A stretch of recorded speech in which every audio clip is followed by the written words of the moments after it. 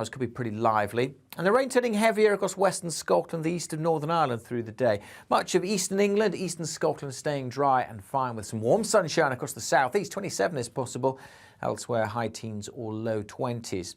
The showers will continue to drift northwards across England and Wales, and the rain will continue to pep up across Northern Ireland and western Scotland. Some bright colours here, some really quite heavy rain as we head into the weekend. And this line of rain could last for most of Saturday across parts of southwest Scotland and Northern Ireland. So we have issued a yellow warning for that rainfall that could cause some problems. Elsewhere, heavy showers likely during Saturday.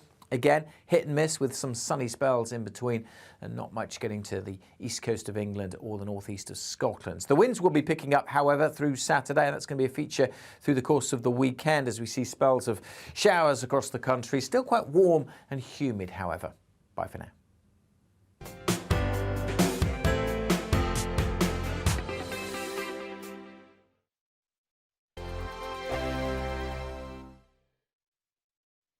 Join my show Farage, 7 p.m. till 8 p.m. Monday through Thursday, and there you will get opinion, analysis, debate, and I'll cover stories that nobody else dares to touch. You've been cancelled. Join the club. Oh my goodness me. And then for the last 15 minutes, talking pints. We're over a drink. We have a civilised conversation with someone. We very often disagree, but we do it in a grown-up way. Come and join me on Farage.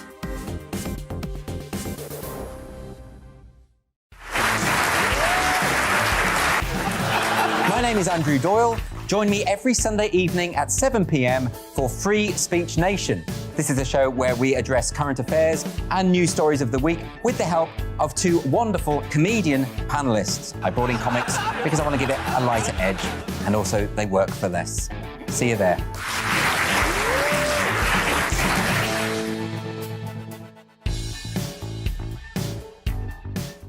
Hi there, it's Stephen and Anne. At breakfast from 6 a.m, you'll always be caught up with everything you need to know, the latest headlines, opinions and debates. We'll bring you the good news and the bad, but most of all, we're here for you. Remember, send in your views and let us know what you would like us to talk about.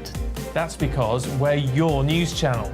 And every morning at 6 a.m, it's breakfast on GB News. I'm Dan Wootton. Join me Monday to Thursday from 9 to 11 for the feistiest and most fun news debate on TV, where free speech reigns. I'll bring you a sharp take on the day's biggest stories, bombshell newsmaker interviews, and A-list guests. And I guarantee you, no spin, no bias, no censorship, and no reason to go to bed. That's Dan Wootton Tonight, Monday to Thursdays from 9 on GB News.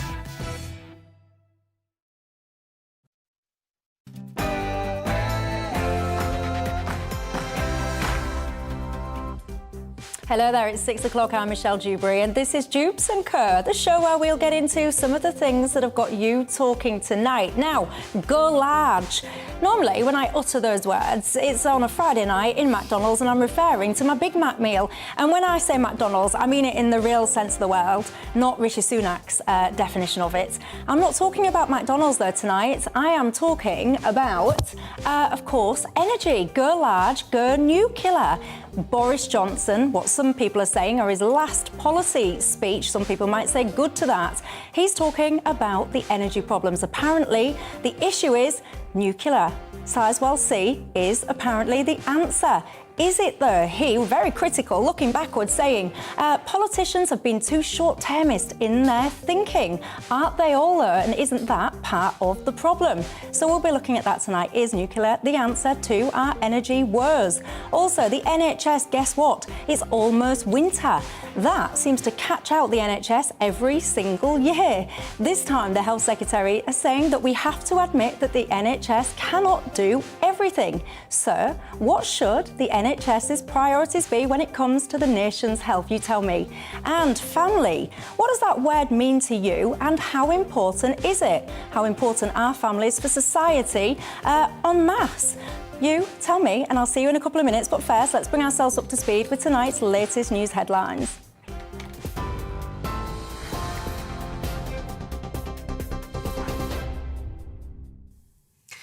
Good evening. Our top story tonight. Police investigating the murder of 9-year-old Olivia Pratt-Corbell in Liverpool say 2 guns were used in the shooting. CCTV has been released of the gunman running from the scene near the Knotty Ash area of the city. Olivia was killed when he chased his intended target into her home. Police say the men were not known to her family.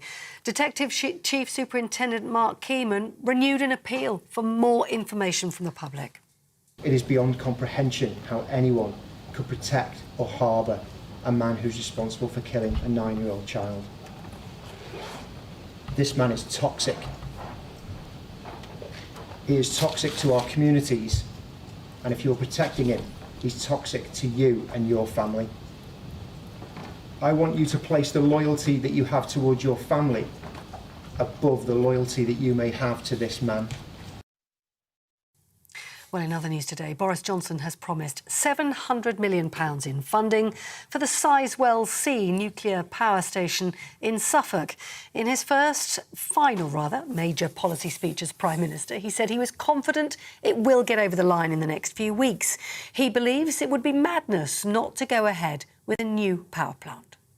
This project will create tens of thousands of jobs, but it will also power 6 million homes. That is roughly a fifth, 6 million homes, roughly a fifth of all the homes in the UK. So it will help to fix the energy needs, not just of this generation, but of the next. Renewables are not only helping us to defeat climate change, they're also helping to keep bills lower. Now, I say go nuclear and go large and go with Sizewell C.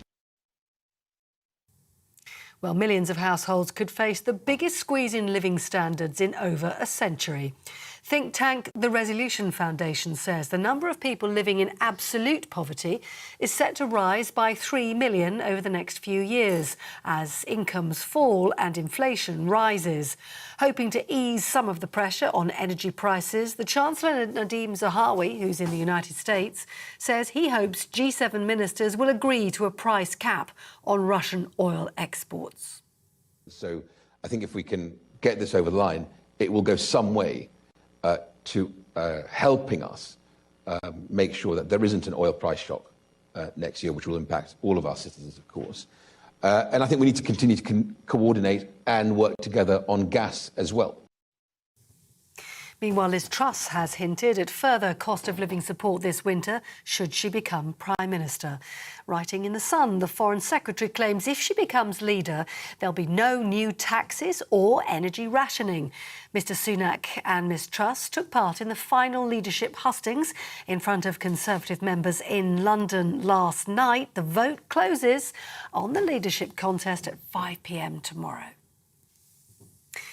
Now, 2 men will be charged in connection with a deadly incident at a disco in Northern Ireland. 17-year-old Lauren Bullock, Connor Curry, who was 16, and 17-year-old Morgan Barnard were crushed as hundreds of people queued outside the Greenvale Hotel 3 years ago today. Prosecutors say the men, aged 43 and 55, will be charged with gross negligence manslaughter. Tens of thousands of rail workers are going to be taking part in yet another round of strikes as part of an ongoing dispute over pay. The RMT union has announced industrial action will be staged on the 15th and 17th of September. Yesterday, 2 other unions announced their members will also walk off the job this month. Now, the Met Office is saying this year's summer in England ties with the record-breaking heat set 4 years ago. The country had an average temperature of 17.1 degrees. That's record-breaking season also saw the temperature climb above 40 degrees for the first time in the UK. That's it. You're up to date on TV, online and on DAB+ radio. You're with GB News, where now it's time for Dewbs & Co.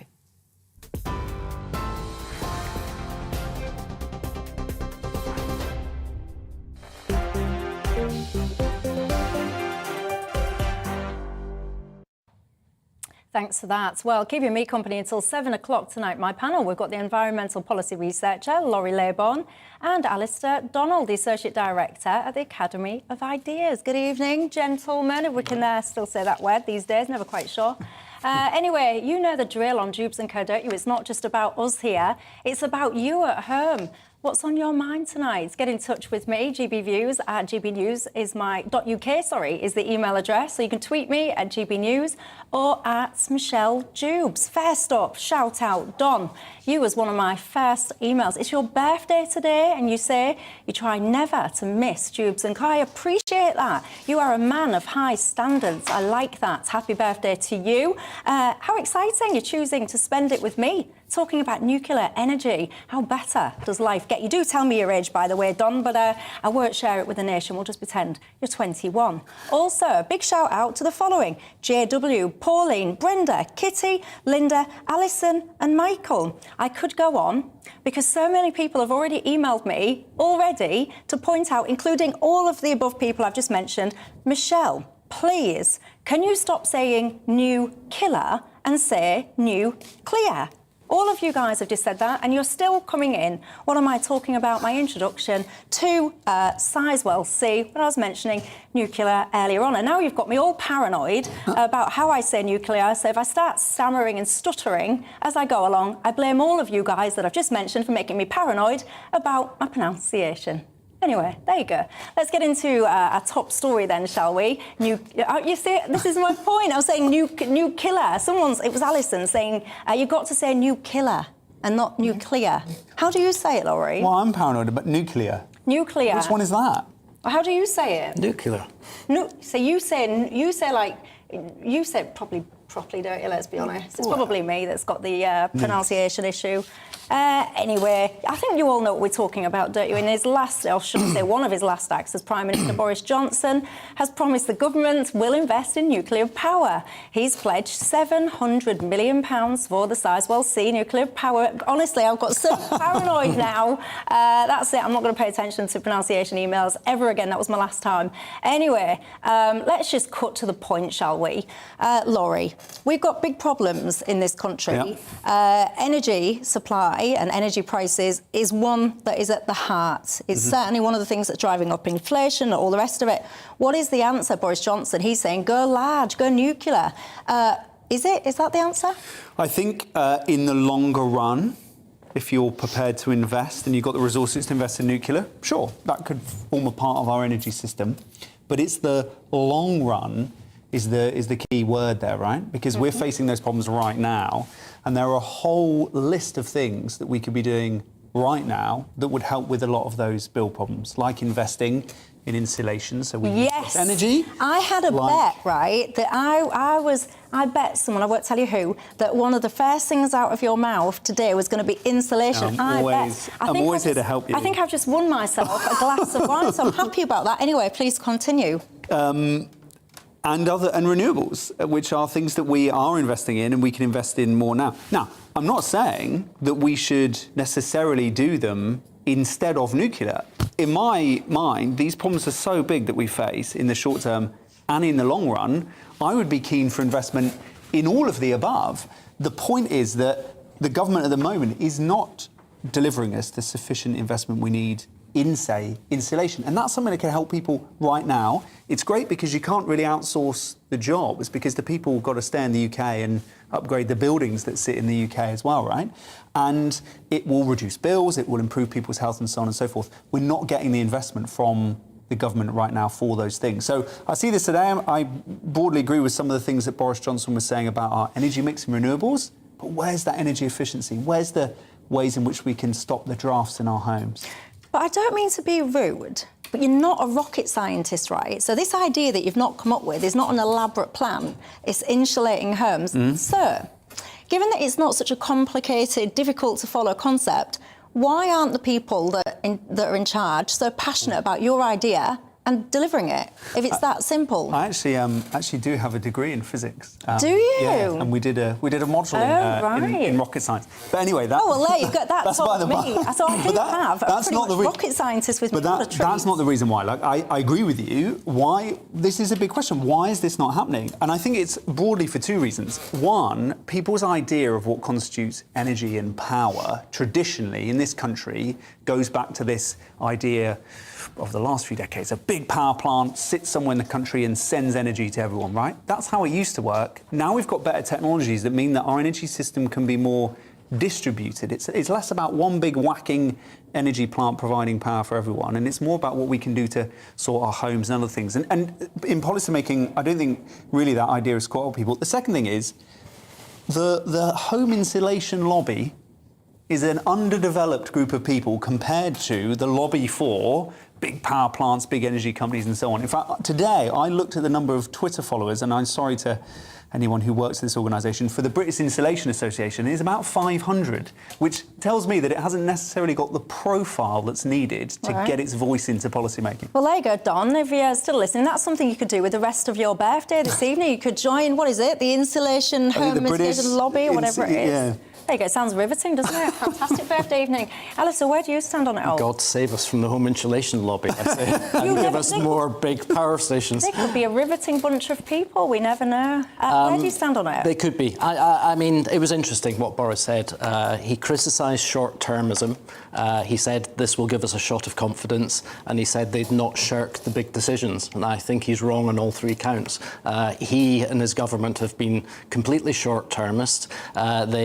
This might in some way signal a little bit of confidence, but it does nothing really, I think, to address the bigger long-term problems, as Laurie was saying. And I think they've constantly shirked the big decisions over the period of this government.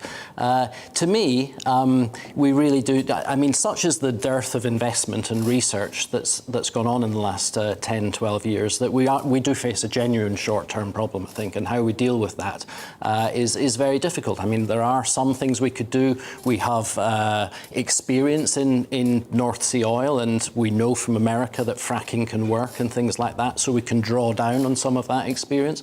But I think in the long term, what really needs to happen is a huge effort to research and develop new forms of energy. And I think they will rely on fairly big supply development like nuclear and so on and so forth, nuclear fusion, hopefully perhaps in the future, to really try and revolutionise the way that we think about and supply energy. I remember going to a nuclear power station, the Torness nuclear power station near Edinburgh in the 1980s, and just being fascinated by that whole... You say that as well. That trips off the tongue like it's a really natural, normal day out. Well, it was a day out for someone who was studying construction at the time. Okay, So a trip round there, and it was fascinating. It was futuristic. It gave off a sense that this could transform the way that we lived. It was just, still at the end of the era, I suppose, when that idea existed that we could make energy of such abundance that it would become too cheap to meter.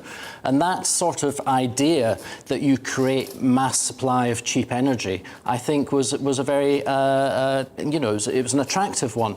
Today, the discussion around the investment of nuclear power takes place in a completely different context. And I think that's the worrying thing. It's like a curmudgeonly, we've got ourselves into this crisis, we better put a little bit of money here into nuclear and patch up houses with a bit of insulation and do this and that. Bit-piece solutions, really, rather than, I think, ambitious transformative solutions. I would really like to see, more of that ambitious thinking.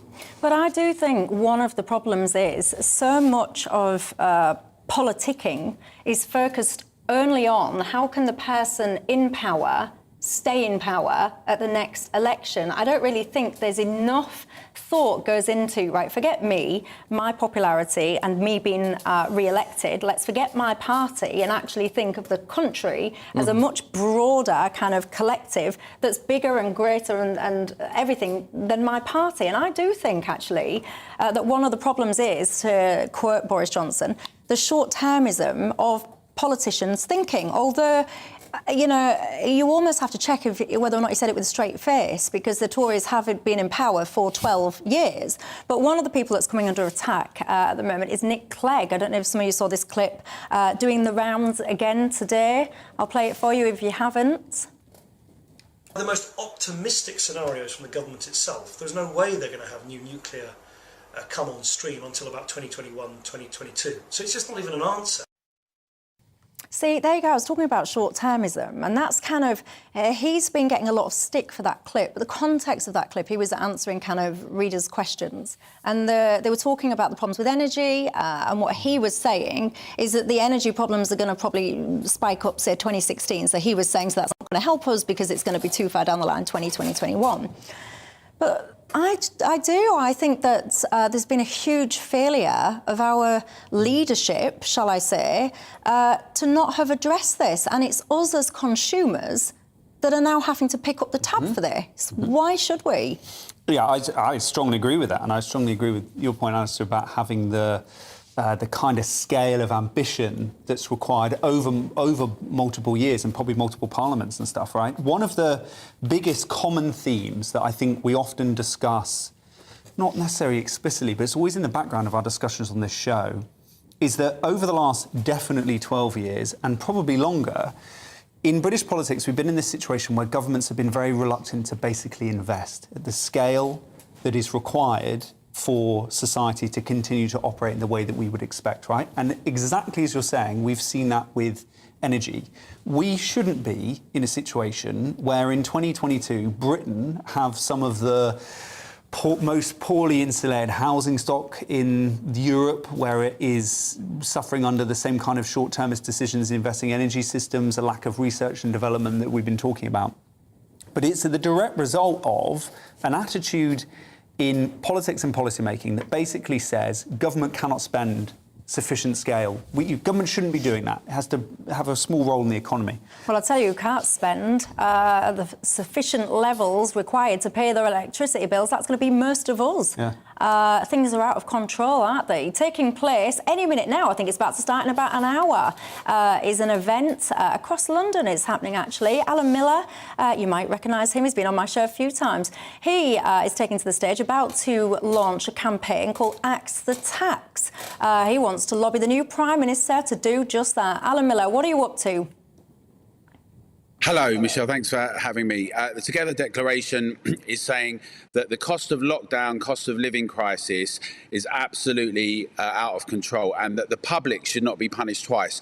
One short-term thing that we can do immediately is resolve some of these issues by axing the tax. You can get rid of the green levy on both petrol and home energy and VAT. 52% of what goes in our cars goes towards the green levy and the VAT. 12 to 15% on our home bills. We also need to put a cap at the previous level at £1,300. And that's a short-term measure that's going to stop the massively damaging impacts. But we absolutely need a medium and a long-term plan, and it needs to be about productivity.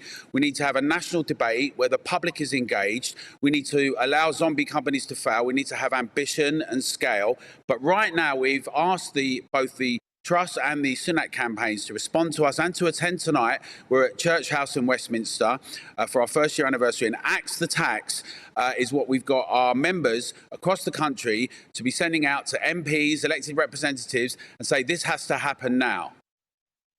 If anyone's watching, listening, and goes, yeah, I agree, what do they do? Well, there's a few things they can do, Michelle. First thing is come in and sign the Together Declaration, join our Axe the Tax campaign. That involves a number of stages. We've got letters and emails that they can send to their local representatives and to national government. They can get involved with us locally and nationally. We're going to be announcing some more news this evening about putting more pressure on elected representatives. See, the problem is the public are always being sidelined. They're having things done to them. We're being told everything's out of control. It's all too much. There's some magic trees, for some money somewhere, but we're told the solution is that we're the ones that are going to have to pay. Many people warned about this. It's all very well for Rishi Sunak and Grant Shapps now to try and backpedal and say they weren't quite sure about lockdowns. But these energy hikes, the heat or eat question, came way before Ukraine. This has been part of a longer-term problem that's been discussed already on your show. And the very specific thing of locking things down and restricting and shuttering people in the homes, we're saying that the public now needs to get involved and have our voices heard. So anyone that's watching your show, Michelle, who wants to get involved and have their voices heard and take a stand to say we're not going to pay twice. We need the next Prime Minister to axe the tax. We need to see immediate action and get involved in having our voices publicly heard more broadly ongoing together. Okay, sounds good. Alan Miller, thank you very much. Alistair, you know, no one wants bills to get out of control, but what are the answers? Because many people say pause the green levies, as we just heard there. Many people write in to my show pretty much every night saying that that is the answer. Stop with the green agenda, is it? Well, I think Alan makes an important point on the green levies, but I think behind the green levies, and the reason that the government has been able to introduce them, is the environmentalist mindset, which I think is one of limits. It says that there's a danger in doing too much. There's a danger in travelling too far. There's a danger in using too much energy because it creates carbon emissions and all the rest of it. So we've got to put a tax on fundamentally to stop the use of these things. And I think we need to get out of that mindset. We need to recognise that mobility and the use of energy is actually a good thing. It's the source of how societies run. I mean, it's interesting looking the other day at this idea that you now need to reorganise lower league football matches to take place at a different time just so that you don't need to use floodlights. I mean, the whole point of a developed society and the gains that we've made in energy use is to free us up to do more things at the times we want it. It's to separate ourselves away from some of the constraints of nature and the constraints of the way that society is organised. So I think we need to celebrate things like energy use rather than look at it as a problem. And once we do that, then if your starting point is to use more energy and to think that that's a good thing, then the political solutions can start to follow, because the mindset then becomes one of, well, we need to invest in new forms of energy generation rather than be scared of them. Well, there you go. Daniel says, can you ask that fella why, that's Laurie, why should the state have to pay for private houses to be insulated? It's the private individual that's going to benefit financially, so why should random taxpayers pay for that? Well, my family can't afford to do it, so what happens to them then? They go cold when we have a situation where Putin invades Ukraine and fossil fuel markets go crazy. I think to be able to get the scale of support we need to households is actually the kind of role that the state is there. Well, it's the point of it, is to step in and help people collectively. When my dad, right, moved to London in the 1970s, the local council he's a guy, he's got no money, he's a working class guy, moves to London, right, got no qualification, whatever. He was able to buy a house, just as a quick aside, millennial complaining about housing now. 2, the council immediately insulated the entire house, because the council at the time was saying, well, we've only got a certain amount of buildings in our area and we care about the people who live in them, so we're going to basically do up the housing stock that exists in the local area. Now, I think we're in a situation where we do need to give families who can't afford it a leg up to help with this. Sure, if I was sitting in a mansion and I had sitting on hundreds of millions of pounds and I was not insulating my home, I wouldn't expect the state to come in to do that, right? But for the majority of people in this country, they would struggle to do the upgrades that we need. Michael asks, Michelle, everyone talks about insulation, but how much energy would you even save if your property was insulated? Do you know the answer? I don't, got to be honest. Do you? It would depend on the type of insulation, the type of building, right? But can I just, this point about limits and so on, I agree with what you're saying, Lester. Abundant energy is what we need, and I agree with your point that we didn't invest in the means to deliver that to us properly. Like, we're in a situation right now where we're too dependent on a certain type of energy, in this case gas with the current crisis, that's dragged us into this very dangerous situation. So I talk about things like insulation not to limit us. Things like insulation will make our homes warmer. We'll get more abundance in that regard. And I think that's the way we need to be thinking about these things. And quickly on the green levies, 96% of the rise in the cost of our energy has come from this hit from gas. So we must bear that in mind. Well, there you go. I'll leave you to bear it in mind. Over the break, everyone. Lots of you are questioning things about insulation, about the cost of it, about the energy savings of it, etc. One of the things I have to say that I worry about a little bit is we seem to be very quickly heading for a divided society, because when we talk about help and all the rest of it, you almost get this kind of, if you're at the bottom and you're struggling, then you're going to get all this help. And I do worry a little bit because you're going to have this, I feel a little bit like a cliff edge, where you've got this middle group of people that are scrimping, saving, using up their savings and all the rest of it and getting not a lot of help. Is that something you worry about, or am I on my own in that? You tell me. Going to take a quick break. When I come back, I want to talk to you about the NHS. I mean, let's face it, it's in an absolute mess at the moment. Winter's coming around, as it always does, although it always seems to catch the NHS out. The new Health Secretary is saying it's all about the priorities. It can't do everything. So you tell me, what should the NHS priorities be? I'll see you in a couple of minutes.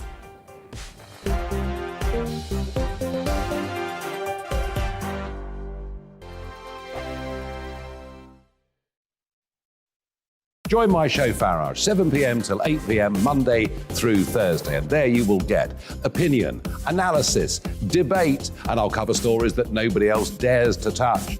You've been cancelled. Join the club. Oh my goodness me. And then for the last 15 minutes, talking pints. We're over a drink. We have a civilised conversation with someone. We very often disagree, but we do it in a grown-up way. Come and join me on Farage.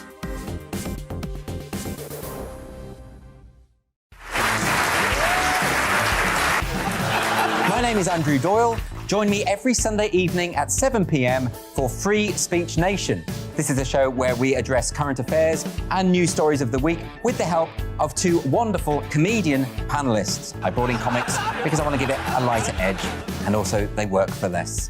See you there.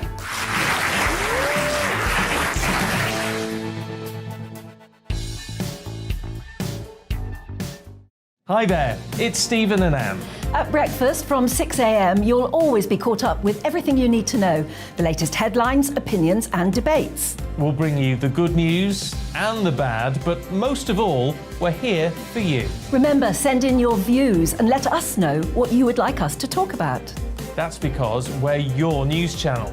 And every morning at 6 a.m, it's breakfast on GB News. I'm Dan Wootton. Join me Monday to Thursday from 9 to 11 for the feistiest and most fun news debate on TV, where free speech reigns. I'll bring you a sharp take on the day's biggest stories, bombshell newsmaker interviews, and A-list guests. And I guarantee you, no spin, no bias, no censorship, and no reason to go to bed. That's Dan Wootton tonight, Monday to Thursdays from 9 on GB News.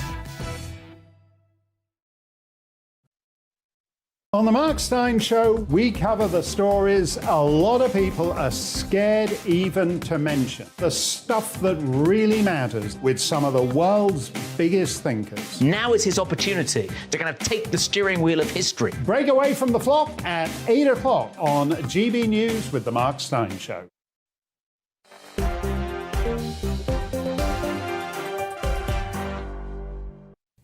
Hello there, welcome back to Dewbs & Co with me, Michelle Dewberry, keeping me company until 7 o'clock tonight. We've got my panel, Alistair Donald, the Associate Director of the Academy of Ideas, and the Environmental Policy Researcher, Laurie Laybon. Special thanks to the viewer that wrote in and said that Laurie had a shiny head.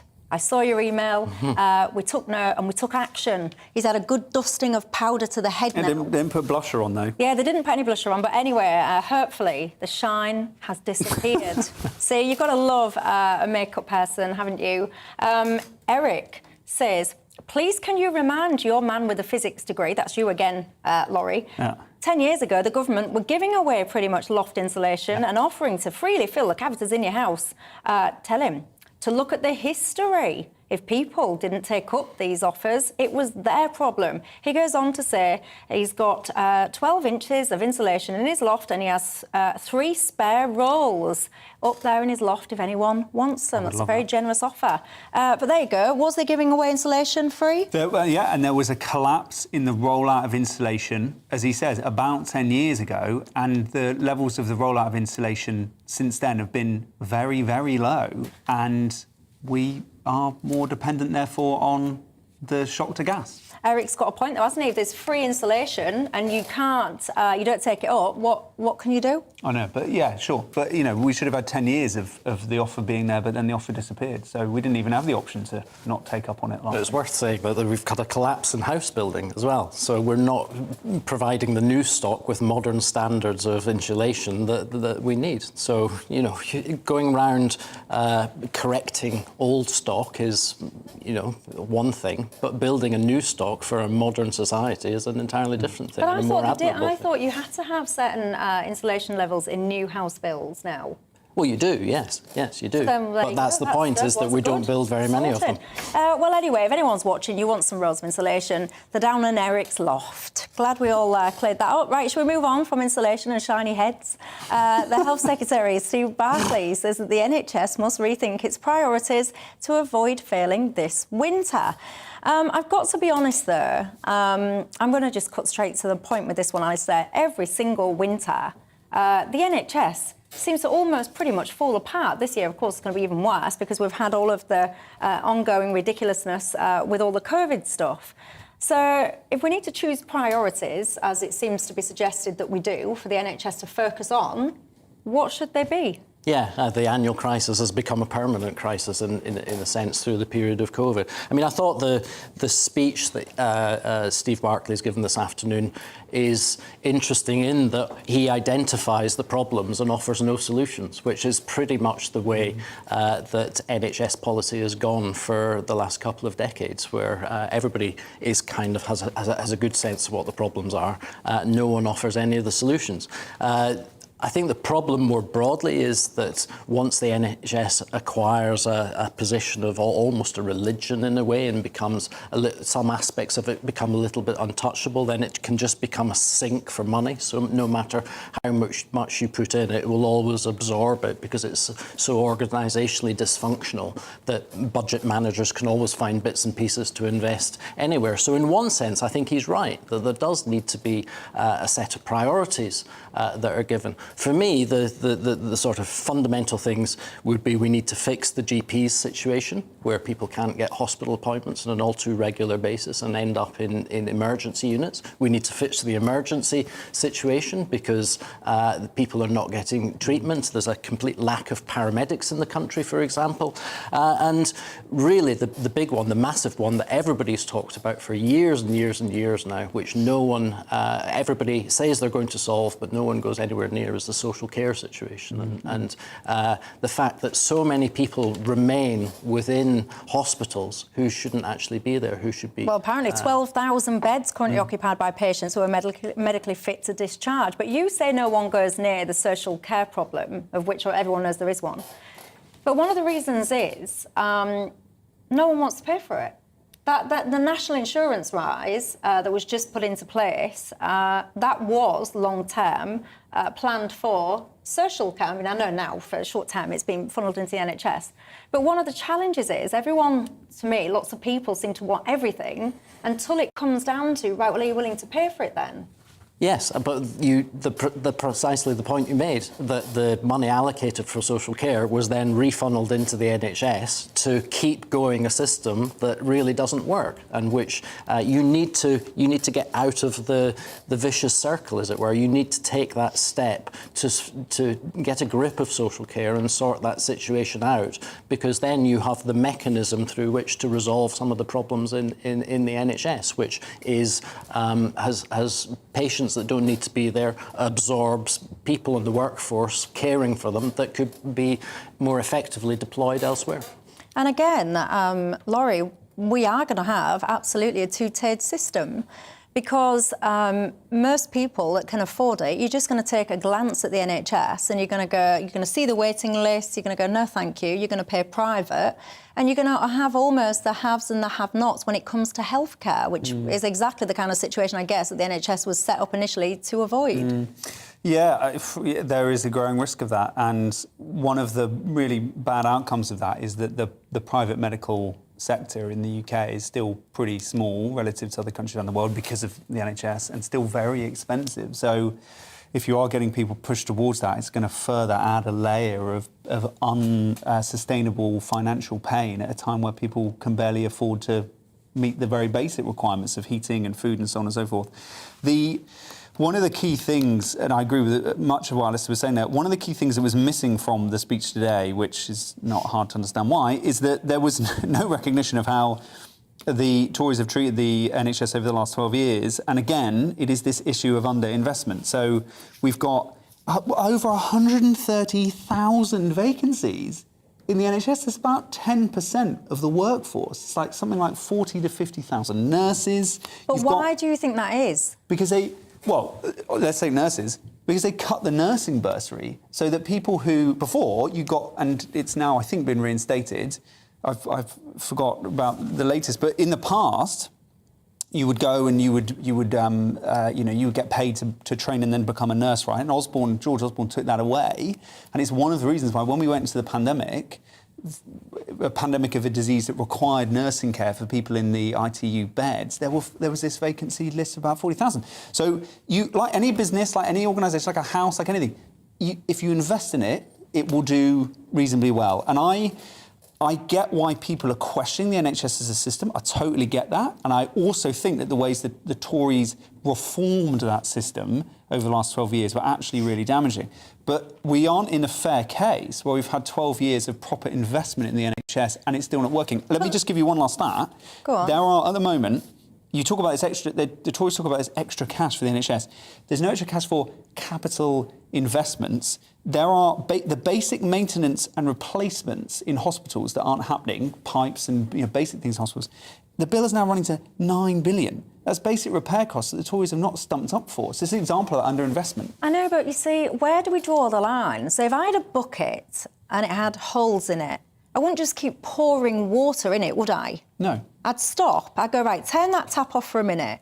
Let me have a look what's going on with this bucket. Do I need this bucket? Is it the right bucket? Is it the right size, shape, whatever? What are these holes? Do we need to plug them? What is going into this bucket? Only then, once I'd figured all that out, would I then turn the tap on if it was required? Yeah, Do you get me, by the way? Have I lost you all? I'm talking about money in the NHS, not necessarily buckets. I'm just going off on a bit of a tangent, but you get my point. So the question there is, to run with your analogy, is the bucket the right design, right? If anyone's just tuned in, they're going to be going, what is it? Is this like Holmes under the hammer? Is it? What is it? But the point is, often the answer is more money, more money, more money. But the NHS is rife with waste, duplicacy. It spends stupid amounts of money on procurement when you could get many, many things much cheaper. So why are you just pushing for more and more money? So, and the procurement one is a really good example, right? Successive governments have had this idea that's quite old now, it's 40, 50 years old, that anyone who works in the public sector cannot be interested in the public good. So what we have to do then is treat them as if they're completely selfish, and therefore we have to provide them with incentives. So we run the public sector like a business. And that has ended up in these really bad decisions, like, for example, hospitals that were built under the so-called Private Finance Initiative scheme by the new Labour government, with contracts that said they had to replace light bulbs with a preferred private supplier, and it would cost £15 a light bulb or something like that. Yeah, it's pathetic. But these are examples of how those stupid decisions, and ones that in some cases were just purely biased to benefit some of these private contractors, are creating a situation where we're beginning to lose confidence in the NHS, the fundamentals of the NHS, as something that's free at the point of use and is almost completely publicly provided. For me, if that's the design of the bucket, that is sound. It is completely expected that if you don't invest in the bucket and then you start to allow holes to grow, we will question this design. But the design is sound. The way it's been managed over the last, I would say, 40 years, and the lack of investment is the thing that's leading us into this situation. And Alistair, right? Russell just sent quite a rude message. I've just seen it flash up. It distracted me. Russell will know what he said. What role do we play? Because one of the challenges here, this is a national health service, but we, as human beings, surely have a responsibility to look after ourselves, value our health, and actually visit the NHS as little as possible. But lots of us eat too much, drink too much, smoke too much, do quite risky things, and actually pour more and more and more demand into the NHS. So are we part responsible for this with our lifestyle choices?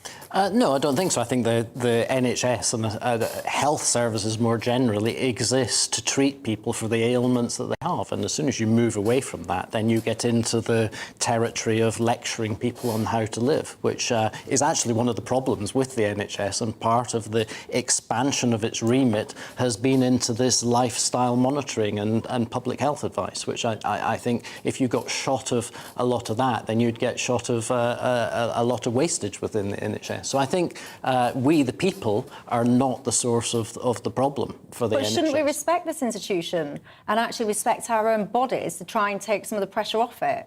Well, what do you mean respect our own bodies? I mean... Well, I'll tell you what I mean. I mean actually value our health at the point of which we've got it, rather than at the point where we start losing it and then we panic and go, oh, maybe I need to make lifestyle changes. Eat properly, drink sensibly, don't chain smoke 50 cigarettes a day. That's what I mean. Well, kind of things. This is the common way of looking at things, isn't it? You turn on people and their individual lifestyle choices and blame them instead of actually understanding that it's the inadequacy of the health service that doesn't treat people to the standards or to the benefits that they require. So I think the problem is ultimately we need to sort the health service out and make it available for the ailments that people have, rather than hectoring people into change their lifestyle. Then because the whole, if you go down that road, then effectively what you do is you effectively buy into the COVID line of the NHS, of protect the NHS, rather than see it as an institution that's there to protect us for what we want to do. What about taxing people then for the use? So if indeed you want to be free to make your lifestyle choices and you quite frankly end up making yourself a drain on the NHS, pay more tax then to cover it. Pay you could have. I'm getting into my idea now. You could have everyone could pay a standard level of tax, and if you're someone that deliberately keeps placing yourself into the care of NHS with your ridiculous lifestyle choices, be taxed more and pay for it. Would you still drink yourself into oblivion every night? Would you still eat God knows what? Would you not exercise, or would you actually financially be forced to take a little bit more responsibility? Alice is about to tell me absolutely not, but I need to go to. Well, I'm about to tell you that we always, people always turn on the lifestyle choices that they don't like, and the ones that they do like, which are equally a danger, are perfectly okay. There you go. Am I being a massive hypocrite? Do I think I can do what I want and tax everyone else for what they want? You tell me. And I'll see you in a couple of minutes. When I come back, I want to talk to you about families. How important are they? And what does that even mean to you, that word, family? Tell me, and I'll see you in a couple of minutes. Coming up on Dan Wootton tonight, after Meghan Markle sparked outrage in South Africa and across the globe by comparing herself to Nelson Mandela, I'll be joined by the man who led his nation's dismay. The civil rights hero's grandson and South African MP Mandela Mandela hits back at the deluded Duchess in a world-exclusive interview. Plus, Voice of the People Charlie Lawson and unfiltered funny man Jim Davidson sound off on the issues that matter to you, and I'll break down the day's biggest developments with my superstar panel, Conservative commentator Dominique Samuels, former Tory London mayoral candidate Sean Bailey, and the author and journalist Amy Nicole. That's Dan Wootton tonight, Monday to Thursday from 9 p.m. till 11 p.m. on GB News.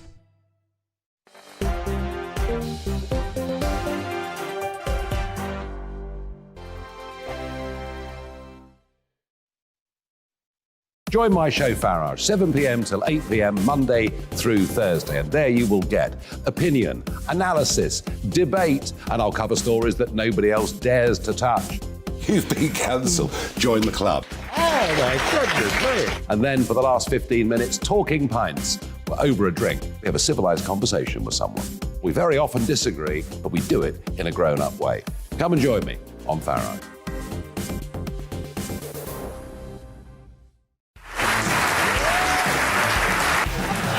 My name is Andrew Doyle. Join me every Sunday evening at 7 p.m. for Free Speech Nation.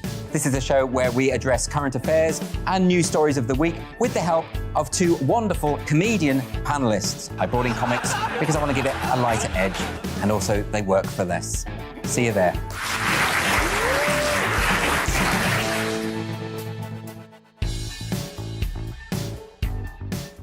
Hi there, it's Stephen and Anne. At breakfast from 6 a.m, you'll always be caught up with everything you need to know, the latest headlines, opinions and debates. We'll bring you the good news and the bad, but most of all, we're here for you. Remember, send in your views and let us know what you would like us to talk about. That's because we're your news channel. And every morning at 6 a.m, it's breakfast on GB News.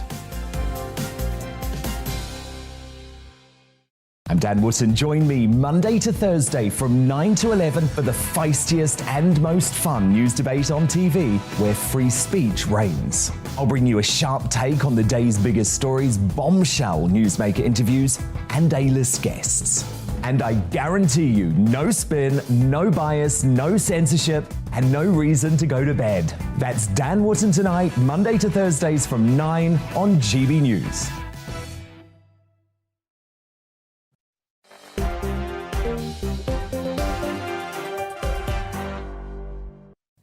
Hello there, welcome back to Dewbs & Co with me, Michelle Dewberry, right through until 7 o'clock. Keeping me company, the environmental policy researcher, Laurie Laybourne, and Alistair Donald, the Associate Director of the Academy of Ideas. We've just been discussing the NHS and what the priorities should be there and what the problems are there.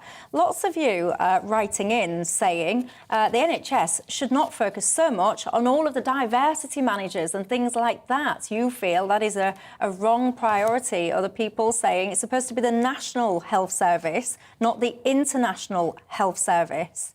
Interesting.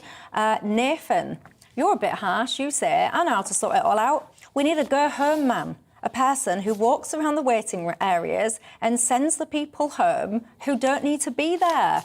How would the go-home man be able to ascertain who needs to be there? Maybe I'm not quite getting what you mean there. Tell me, what would he do? What would he look at? And what would happen if the go-home man sent someone home and then he died? The go-home man would certainly be in trouble, wouldn't he? Tell me what you think to that. Jan says, Michelle, why don't they bring back the old convalescent homes? This would free up the hospital beds. I think Susan says the same. In the past, patients went into a convalescent home if in need of extra support before going home. I think you guys make a very good point, actually, because as we've just been discussing, lots of people, 12,000 apparently beds filled with people that don't need to be in hospital but can't go home. So are they the answer? Same old question, though. How do we fund them? Would you be willing to pay more tax? Speaking about more tax, I was saying, what about all those people that drink and smoke so much they should pay more tax? I've upset a lot of you. You've all emailed in, say, Michelle, you don't know what you're talking about. I drink, I smoke, and I pay a lot of tax for those things. So that already does pay my share of the NHS extra use. There you go. That told me. I thought it was quite a good idea. Maybe not. Right, let's move on. The Children's Commissioner says the government has been too squeamish about standing up for the family. She says the government must put the family unit at the heart of policy. The Family Review shows 23% of children live in lone parent households. That's almost twice the European average of 13%. They're calling for the government to support families staying together. What does that even mean? Laurie, where do you stand on this, the family? Is it important to functioning society? Yeah, I benefited from a stable home in that my mum and dad were there and got a brother and we had that kind of stable background. And I think it's important that other people have that, right? The thing that's not been reported on the report that came out today is that the biggest problem facing families in this country is poverty.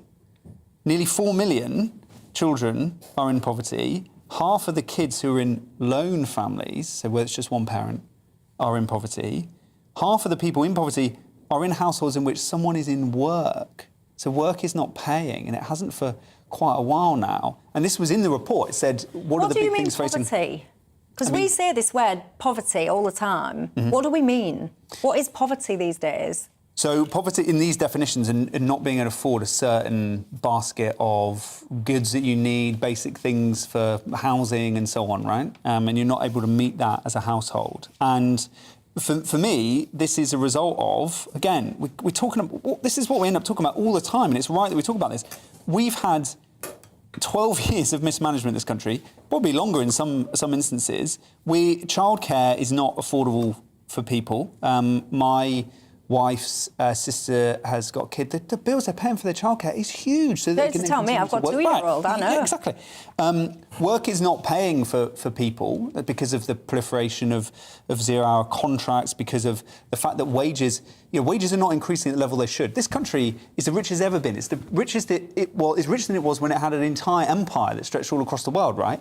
The wealth that is being created in this country is not necessarily going to the people who are earning wages. It's being moved into share buybacks and payments that are going out to the companies that are sucking up some of that wealth. That work needs to pay again, and we've been talking about the housing problems in the country as well. So for me, yes, put families at the heart of policy making, and put the fact that families are being pushed into poverty at the heart of policy making. Alistair? Well, no doubt poverty makes life very difficult for some people, but we have to recognise that poverty is not exactly a new thing. It's been around for a long time, and yet it didn't always have the impact in terms of the way that we look at the family, as it's had a different impact over time. I mean, sometimes it would have been, families would have consolidated in the face of poverty, whereas today the accusation is that, and I think this is what you're getting at, Laurie, that it pulls families apart. So I think there's something more going on than just poverty itself, and it seems to me that the interesting thing about the family today is the way that we think about it culturally, because it seems to me that since probably the 60s, when alternative ways of living started to become popular, we've sort of moved from a few people moving outside of the kind of traditional family patterns of living into it becoming something that people recognise and value as alternative lifestyles become much more widespread.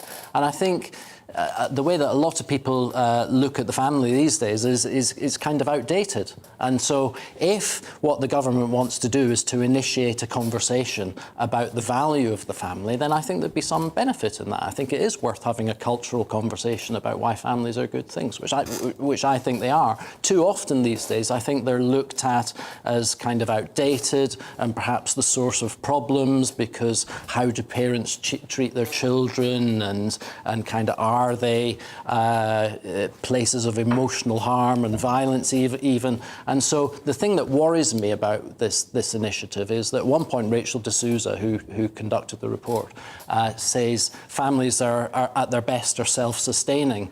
But I think that the way government often looks at families these days is that they're not self-sustaining and they need government intervention. And when she talks about supporting the family, it seems to me that what's been prepared is a new round of interventions in family life by government. And I think that's a problem, because ultimately what really undermines family life, I think, is not giving families the space to develop as families and to sort out their own lives and take their own decisions on the values that they bring up kids and all the rest of it. And there seems to me to be far too much of an interventionist mindset in families to try and encourage families to do this and that in terms of the way kids are brought up. Yeah, there's lots of support out there for families. With you guys, I can tell you, Josh says, I believe family is the most important bond in society.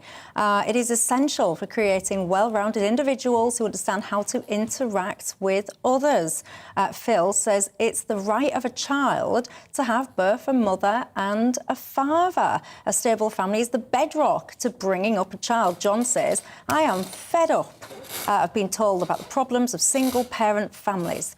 Both parents should be responsible for the welfare of the child. Why should the taxpayer be responsible for bringing up other people's children? David says, where is all this poverty you all talk about? Most people I know have pay-per-view TV, mobile phones, widescreen TVs. They all drink and they all smoke, but yet they can't seem to afford food and need to go to a food bank. Yeah, well, there you go. You tell me, do you think, by the way, that the government sticks their nose in a little bit too much with family life? Do you wish that they'd back off a little bit? Tell me your thoughts on that. But look at the time, everyone. That is all we've got time for. Thank you very much for your company at home. Richie, by the way, emails in and said, please, can you sort out your squeaky chairs? I've got to confess, look at this. Let's all just have a little wriggle, everyone. I didn't know you could hear that at home. I thought it was unique to the desk here, hence I've never mentioned it. I'll have a word with the people. We'll get a little bit of WD-40 or whatever it's called. Other oils are available. And we'll Stores for this time tomorrow. There you go. Laurie, and I'm looking at Laurie, Alistair, you know what I mean. Thank you very much for your company. May we never stop debating. But that's all for tonight, and I'll see you tomorrow. Enjoy the rest of your birthday, by the way. Have a good one. Good evening. I'm Alex Deakin with your latest weather update from the Met Office. The weather's definitely on the change. A few more showers around tomorrow. Still some sunshine, still quite a warm and humid feel, but weather fronts are approaching, one from the northwest and one from the south. That's really going to mix things up as we head into the weekend. For the time being, though, most places having a fine Thursday evening. There are one or two scattered showers across the south from this first weather front, even a few heavy ones here and there. We'll see a few more spreading up towards the Midlands, maybe parts of East Wales through the night. Further north, most places will be dry, but notice the cloud increasing from that other weather front towards the Western Isles. Quite a chilly night in northern Scotland, not quite as cold as last night, but still well down into single figures.